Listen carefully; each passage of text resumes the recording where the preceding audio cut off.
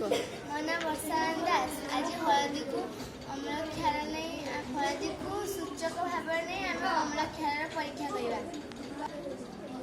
ପାଣି ଅଛି, ଏଥିରେ ସର୍ଟ ପାଣି ଅଛି, ଏଥିରେ ସୋଡ଼ା ପାଣି ଅଛି, ଏଥିରେ ହଳଦୀ ପାଣି ଅଛି, ଏଥିରେ ଲେମ୍ବୁ ପାଣି ଅଛି, ଏଥିରେ ଚୂନ ପାଣି ଅଛି, ଏଥିରେ ସାଧାରଣ ପାଣି ଅଛି, ଏଥିରେ କୋଳ ପାଣି ଅଛି, ଏଥିରେ ଭିନେଗାର ଅଛି, ଏଥିରେ ଶ୍ୟାମ୍ପୁ ପାଣି ଅଛି। ହଳଦୀ କାଗଜକୁ ଆମେ ପ୍ରଥମେ ଲୁଣ ପାଣିରେ ବୁଡ଼ିବା, ଦେଖିବା କିଛି ପରିବର୍ତ୍ତନ ହେଉଛି। परिवर्तन हैला ପରିବର୍ତ୍ତନ ନାଲି କଲର ହେଲା। ହେଇଛି କାଗଜକୁ ସର୍ଟ ପାଣିରେ ବୁଡ଼ିବା, ଏତେ ପରିବର୍ତ୍ତନ ହେଲା ଲାଲି କଲର। ତାପରେ ହଳଦୀ କାଗଜକୁ ଆମେ ସୋଡ଼ା ପାଣିରେ ବୁଡ଼ିବା, ଦେଖିବା ପରିବର୍ତ୍ତନ ହେଲାନି। ହେଇଛି ଅଳ୍ପ ମାତ୍ରାରେ ହେଇଛି। ହଳଦୀ ପାଣିକୁ ଆମେ ହଳଦୀ ପାଣିରେ ବୁଡ଼ିବା, ହଳଦୀ କାଗଜକୁ ହଳଦୀ କାଗଜକୁ କିଛି ପରିବର୍ତ୍ତନ ହେଲାନି। ହେଲା ନା ହଳଦୀ କାଗଜକୁ ଆମେ ଲେମ୍ବୁ ପାଣିରେ ବୁଡ଼ିବା, କିଛି ପରିବର୍ତ୍ତନ ହେଲା ହେଇଛି ହେଇନି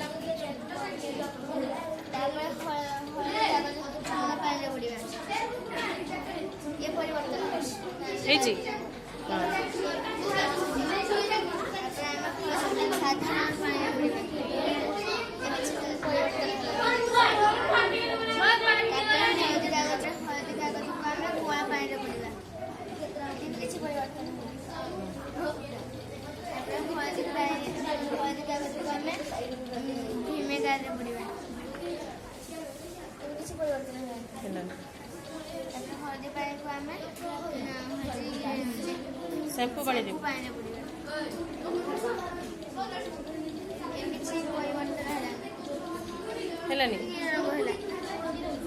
ପରୀକ୍ଷାରୁ ଜାଣିଲେ ଯେ କ୍ଷାରୀୟ ପଦାର୍ଥରେ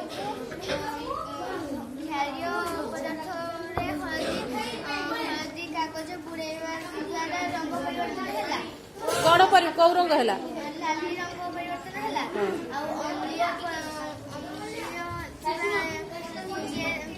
ଅମ୍ଳ ଥିବା ପଦାର୍ଥରେ ହଳଦୀ କାଗଜ ବୁଡ଼େଇଲେ କିଛି ପରିବର୍ତ୍ତନ ହେଲାନି।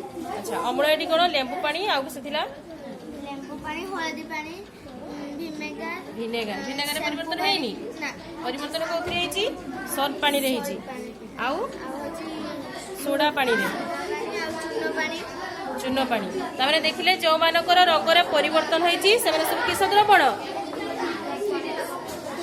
କ୍ଷାରୀୟ ଦ୍ରବଣ ପରିବର୍ତ୍ତନ ହେଲାନି ଅମ୍ଳୀୟ ଦ୍ରବଣ ପରୀକ୍ଷଣ ହେଲା।